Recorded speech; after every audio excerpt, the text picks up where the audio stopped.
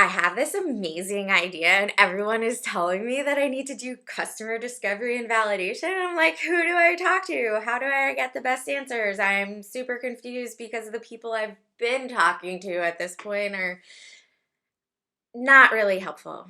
Hey, I am Lindsay T. Lady Engineer, and today I am answering the question, who do I talk to and where do I find them? This question comes up a lot, not just for early entrepreneurs trying to get started, but established startups and large companies. We are all challenged with who do we talk to? What questions do we ask them?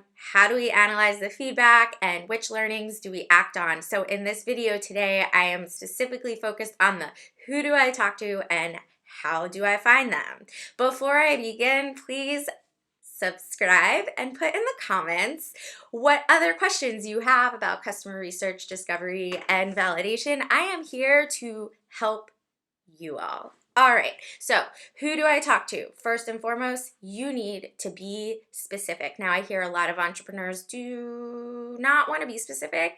They might not say it that way. They're just resisting narrowing down because they imagine that their product is something that an entire market really wants. And you know what? I believe that in 3 to 5 years, you will be able to access that entire market.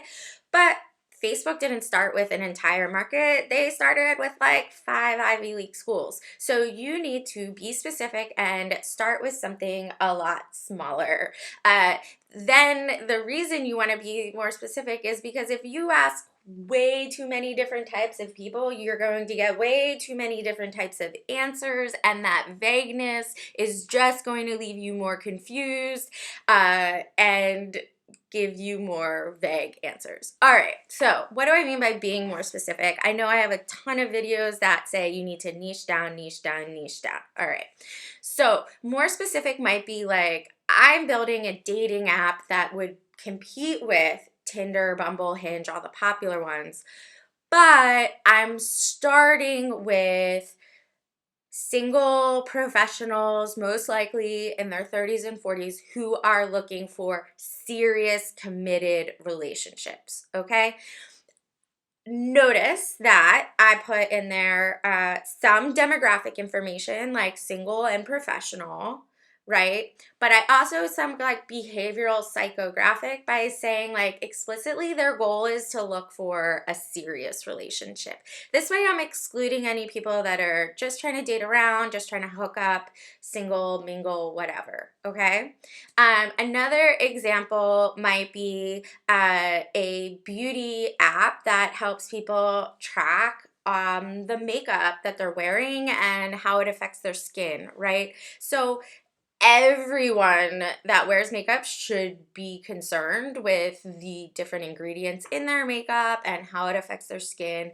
But when I'm designing this app at the very beginning, I want to focus on people that are seriously having a hard time finding makeup that like doesn't make their skin react with like acne or rashes or anything. So I would say I am looking for women or men or any gender who wear makeup on like a regular basis. So these are a little bit of demographic, a little bit of behavior, but specifically people that are having trouble finding the products that their sensitive skin doesn't react to.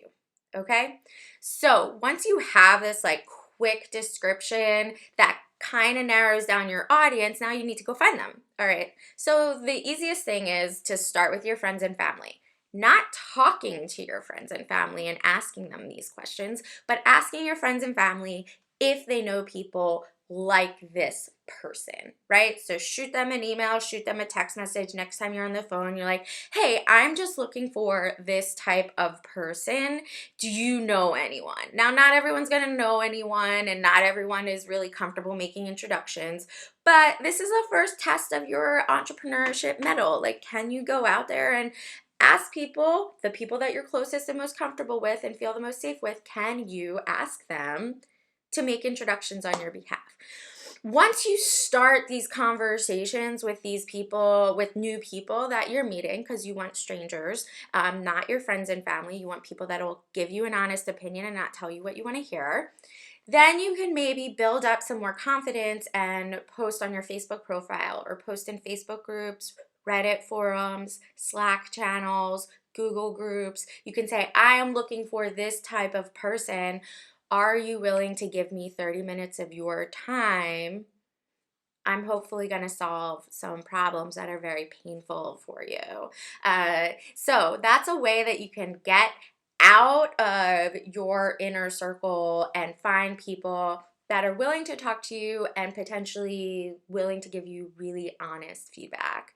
Once you find these people, we then have to address the issue of what questions you need to ask them and then how to analyze the feedback. Luckily for you, I have a bunch of other videos on that stuff. So I'm going to try to link to them in the description.